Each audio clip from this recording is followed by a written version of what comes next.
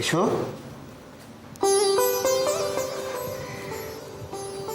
Phone করো। আমি করব? হ্যাঁ, দেখো তুমি যদি নিজে খবরটা দাও তাহলে তোমার বাড়ির লোকেরা বেশি নিশ্চিন্ত হবে। কিন্তু আমার গলা যদি বুঝতে পারে, তারপর যদি ফোনটা নামিয়ে রাখে। রাই, তুমি আগে থেকে এসব ভাবছো কেন?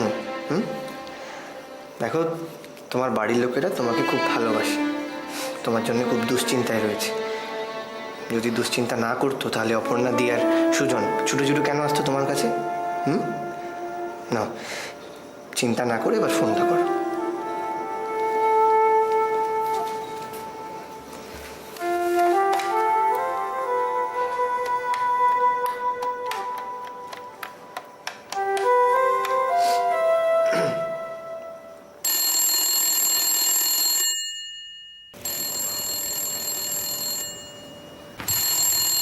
এখন আবার কে ফোন করছে? শান্তিতে থাকতেও দেবে না। হ্যালো হ্যালো হ্যালো, কি রে চুপ করে আছে?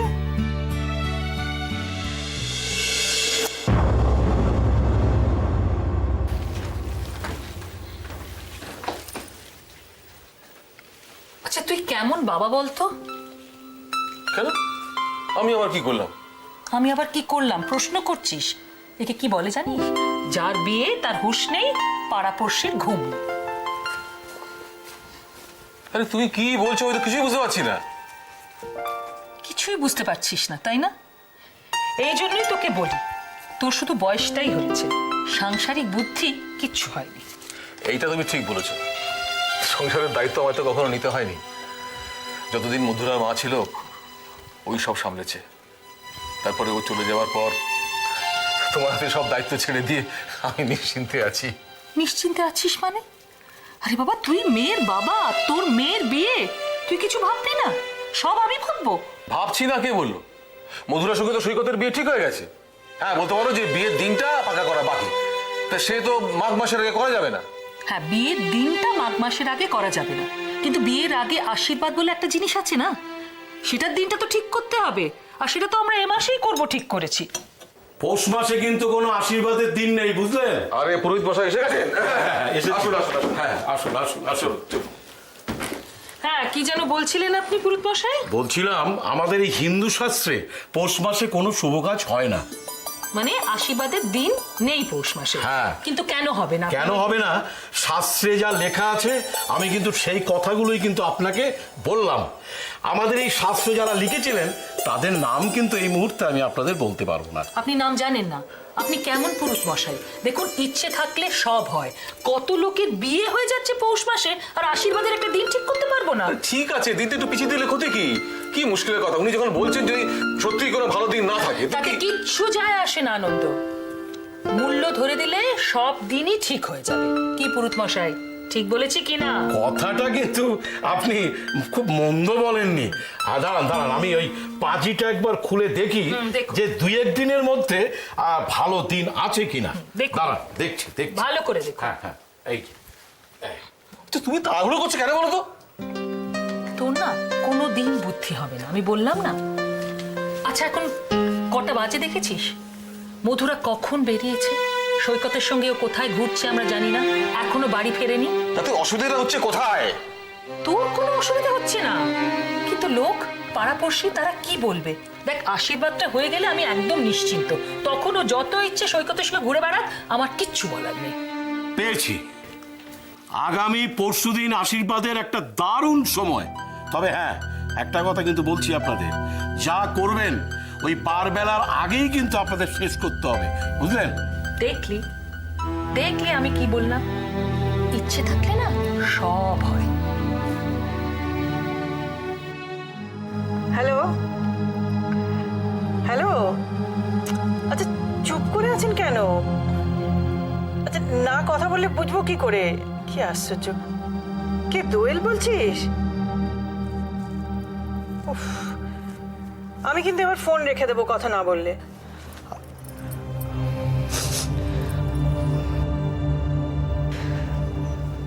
হ্যালো। হ্যাঁ হ্যালো হ্যালো, আপনি কে? আমি মানে অপর্ণাদি বাড়িতে আছেন? মানে ওনার সঙ্গে একটু দরকার ছিল। অপর্ণা? আপনি কে কথা বলছেন? আমি ওনার ছাত্রীর বাবা বলছি। ও আচ্ছা, আপনি একটু ধরুন, আমি ডাকছি ওকে। অপু, আয় অপু। কার ফোন গো? এই অপু, তোর ফোন। আমার ফোন এখন? হ্যাঁ। কে করেছে? কি বললেন এক ছাত্রী বাবা?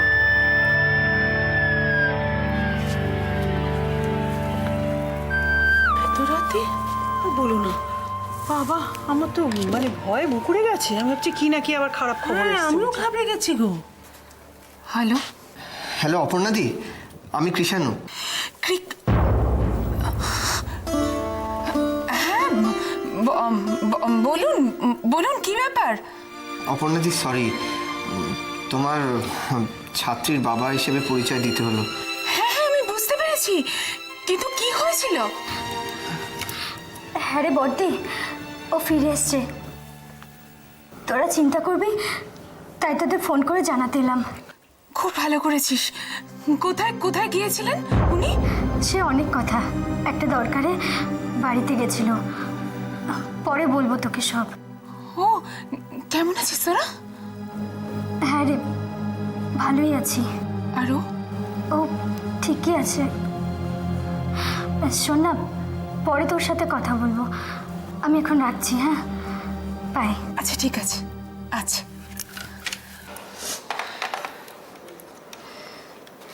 চলো। কার ফোন রে? ওই তো আমার এক ছাত্রীর বাবা। এত রাত্রে ফোন করছে, কি কোনো সমস্যা হয়েছে? না না, সমস্যা হয়েছিল কিন্তু মিটে গেছে। সেটা জানাতেই তো ছাত্রীর বাবা মা একসঙ্গেই ফোন করেছিল। আচ্ছা ঠিক আছে, মিটে গেছে, ভালো খবর। কিন্তু এই দুনিয়ার সব ছাত্রছাত্রীর ঝামেলা নিজের ঘরে আর কতদিন নিবি তুই? হ্যাঁ, আজ বাদে কাল বিয়ে, ও বাড়িতে গিয়ে কি এইসবই করবি? জানি না কাকিমা, তবে সব সমস্যা সামলানোই তো আমাদের মতো মেয়েদের জীবনের অগ্নি পরীক্ষা, তাই না? তুই যাই বল ভাই, আমার কিন্তু অনেকের সঙ্গেই কথা বলে মনে হয়েছে মথুরা বেশ সরল মনের মেয়ে। আমারও তাই মনে হয়। সেটা হলে ভালো বাবা, তবেই তো ভাইয়ার সঙ্গে খুব সহজে অ্যাডজাস্ট করতে পারবে। কিন্তু আমার দাদার মধ্যেও কোনো খাত নেই। হ্যাঁ, আমার দাদা একদম খাঁটি সোনার তৈরি ছিল। ওই রে, অনেকদিন বাঁচবে। নাম নিতে না নিতেই হাজির তোর খাঁটি সোনার দাদা। খুব খিদে পেয়েছে আমার, জানিস তো দিদি, ভীষণ খিদে পেয়েছে। হ্যাঁ, আর পারছি না। দাঁড়া, আমি গিয়ে কিচেনে দেখি নিতাইদা কিছু রান্না করেছে কিনা। প্লিজ তাড়াতাড়ি দেখ না, এত খিদে পেয়েছে আমি না মনে হচ্ছে সামনে যা পাবো তাই হয়তো খেয়ে নেবো। কি এটা কি? কি রে? কই দেখে দেখে দেখে, এই যে এই দেখে দেখে ভাইয়া। দেখ, বুঝতে পারছি না। বুঝতে পারছিস না? না আমি বুঝতে পারছি রে, ওটা লিপস্টিকের দাগ। বুঝলি ভাই, ভাইয়ার শার্টেতে লিপস্টিক মাখা ঠোঁটের ছাপ। দ্যাট মিন্স না, আমি মধুরার লিপস্টিক। আচ্ছা আচ্ছা আচ্ছা, আরে আরে দাদা, তার মানে তুই বিয়ের আগেই? হ্যাঁ, এই চুপ। আচ্ছা, মধুরার সঙ্গে প্রেমটা তার মানে একেবারে জমে ক্ষীর হয়ে গেছে। আমি একটা কথা, আমি ইনফ্যাক্ট এটা দেখিনি না, আমি প্রথম দেখতে পেলাম। তোরা কেন বুঝছিস? আরে বাবা, কেন ন্যাকামো করছিস দাদা? কেন ন্যাকামো করছিস? এমন ভাবতে গেছিস যেন ভাজা মাছটা তুই উল্টে খেতে জানিস না। লিভ মি, আমি এতক্ষণ দেখিনি, আমি প্রথম দেখলাম। তোরা একদম ফার্স্ট। মা মা, মা কেন রে? মা মা ও মা দেখে যা। মা কিছু না, দাদার জামায় মধুরা লিপস্টিকের দাগ। না মা, সামান্য একটা দাগ হয়তো। তোরা কই দেখি দেখি সৈকত। না না মা, কিছু না। বিশ্বাস করো, আমি ও কিছু ওটা আমি আমি কালকে ওয়াশিং মেশিনে ধুয়ে দেবো, না, তুই না, চিন্তা করিস না। তুমিও এরকম করছো, এই নে, মা। তোরা ওর লেগ পুলিং করিস না। আরে কি ব্যাপার? দাগ। দাগ? ढूंढते रह जाओगे? দাগ? দাগ? সৈকত? বাবা, হ্যাঁ? শুধু আমি কিন্তু খুব খুশি হয়েছি, আমার বড় ছেলে এতদিনে বড় হলো। না না বাবা, আমি হ্যাঁ ঠিক আছে, না মা মা দেখো তো ভাইয়ার গাল দুটোতে আবার কিছু লেগে আছে কিনা? না না না না না না, গাল দুটো মুছে ফেলেছে, শার্টেরটা জাস্ট গলাটা না ঠিক মতো বসে নেই। কেন পেছন না, আবার ফরেনসিক টেস্ট করানো দরকার না যে আদৌ ওটা মধুরা লিপস্টিক। আচ্ছা কি উফ, তোরা তোরা থামবি না, ছেলেটার পার্সোনাল ব্যাপার নিয়ে শুধু শুধু না না, এটা পার্সোনাল ব্যাপার কিছু না। আমি না না, আমি সত্যি বাবা, আমি হ্যাঁ বুঝতে পেরেছি। ও যা, ঠিক আছে, কোনো ব্যাপার নাই। এই যে হতেই পারে, হ্যাঁ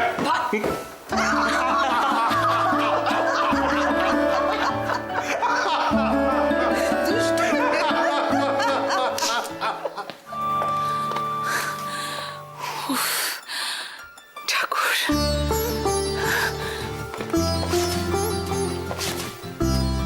বর্দি,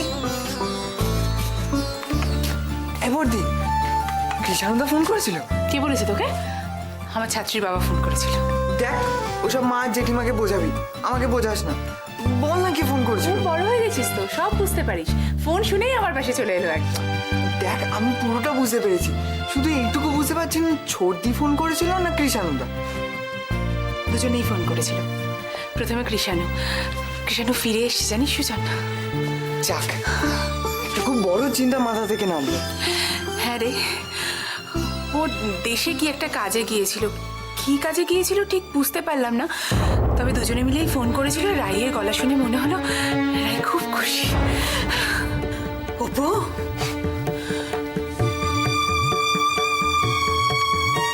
তোরা আমাকে মিথ্যে কথা বলেছিস? আমার তখনই সন্দেহ হয়েছিল। মায়ের মন সব বুঝতে পারে, বুঝেছিস? আচ্ছা তোরা কি চাস বলতো? আমি সত্যি সত্যি মরে যাই? মা, জেঠি তুমি এরকম কেন বলছো? আমি তোদের বারবার বলেছি না ওর সঙ্গে কোনো যোগাযোগ রাখবি না? আমার ছোট মেয়ে নেই, তার সত্ত্বেও তোরা লুকিয়ে লুকিয়ে ওর সঙ্গে যোগাযোগ রেখেছিস। বড়দের কথার কোনো দাম নেই তোদের কাছে? ও মা, রাইয়ের খুব বিপদ হয়েছিল, তাই আমি শুনতে চাই না, আমি কোনো কথা শুনতে চাই না। যে নিজের হাতের লক্ষ্মী পায়ে ঠেলে চলে যায়, তার তো পদে পদে বিপদ হবেই।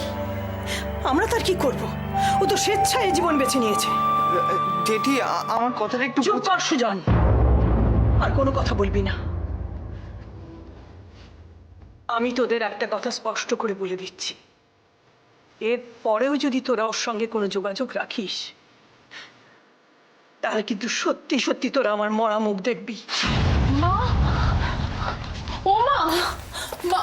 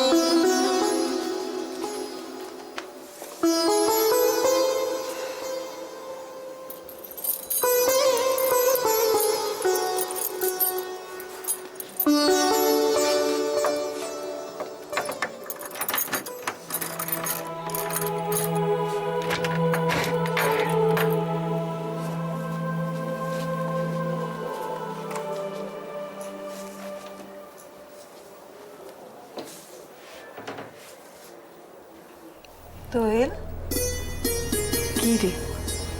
আয়। কি করছো মীরামা? আর কি করছি? আমার আর করার কি আছে বল? মানুষটা যতদিন ছিল ততদিন আমার কাজের শেষ ছিল না,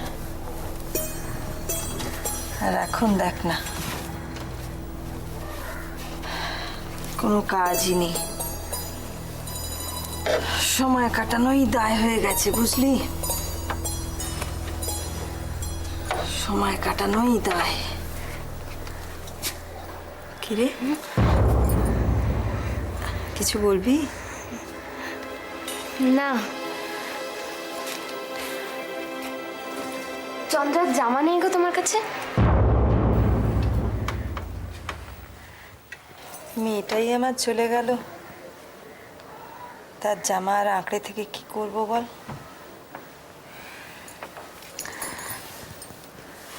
চন্দ্রের কথা বলাতে তুমি খুব কষ্ট পেলে তাই না মীরামা? না রে, নতুন করে আর কি কষ্ট পাবো বলতো? আর নতুন করে কি কষ্ট পাবো? তাই যেটা বাস্তব সেটা তো মেনে নিতেই হবে। দাঁড়া, তোকে একটা জিনিস দেখাই, দাঁড়া।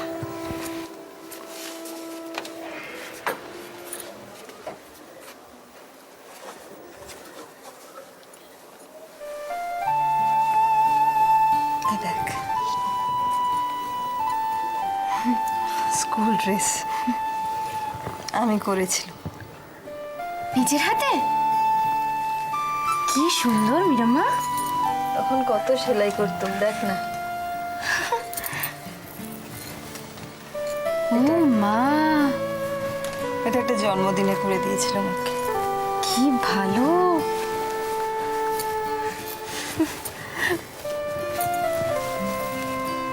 আর এইটা বাবা, এইটা যখন করেছিলাম কিছুতেই মেয়ে আর খুলবে না। খাবে দাবে রাত্রিরে শুচ্ছে তখনও খুলবে না, কিছুতেই তাকে ছাড়ানো যাবে না জামা। আমার হাতের কাজ কি ভালো গো মীরামা। এখনকার কোনো জামা নেই? না, এখনকারগুলো সব ওই রুদ্র নিয়ে গেছে তো, কিছু নেই।